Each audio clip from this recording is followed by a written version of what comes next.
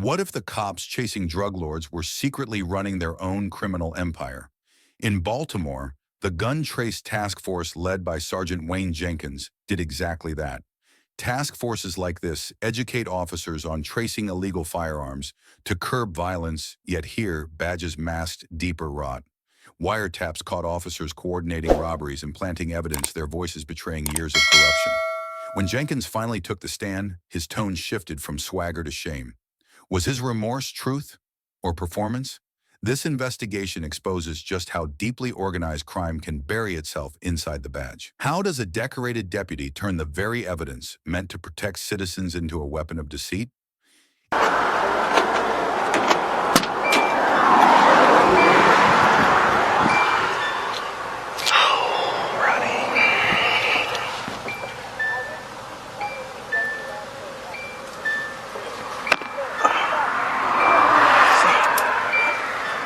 In Jackson County, Florida, the name Zachary Wester once carried the weight of respect. He was the patrolman who smiled during traffic stops, the uniform reassurance that rural residents trusted to keep their roads safe. Complaints against him were rare. Arrest numbers, however, were impressive, almost too perfect. Each new statistic polished his image inside the sheriff's office, concealing a routine built on deception. Wester's system was precise. He pulled over motorists for minor infractions, an unlit tag, a missed signal, a wide lane drift, and then transformed those stops into staged victories. Hidden inside his left hand were narcotics he had previously removed from evidence. During a search, a quick motion placed them where they didn't belong.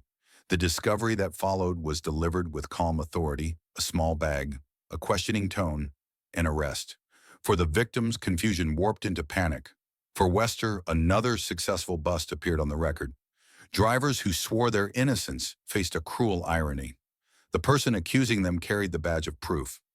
Under Florida Statute Section 893.13, criminalizing unlawful possession of controlled substances, their denials meant little in the face of recovered substances and sworn testimony. Wester breached this in Section 839.25 on official misconduct by corruptly using his position to fabricate charges, eroding the statute's intent to fairly enforce drug laws. Orange bonds were set, jobs were lost, and children learned to fear police cars on sight. What looked like a string of routine arrests became over time a ledger of lives dismantled. Body camera policy was meant to protect against exactly this kind of abuse. These policies educate deputies on maintaining transparency, aligning with ethical standards that demand accountability in all interactions. Green checkmark.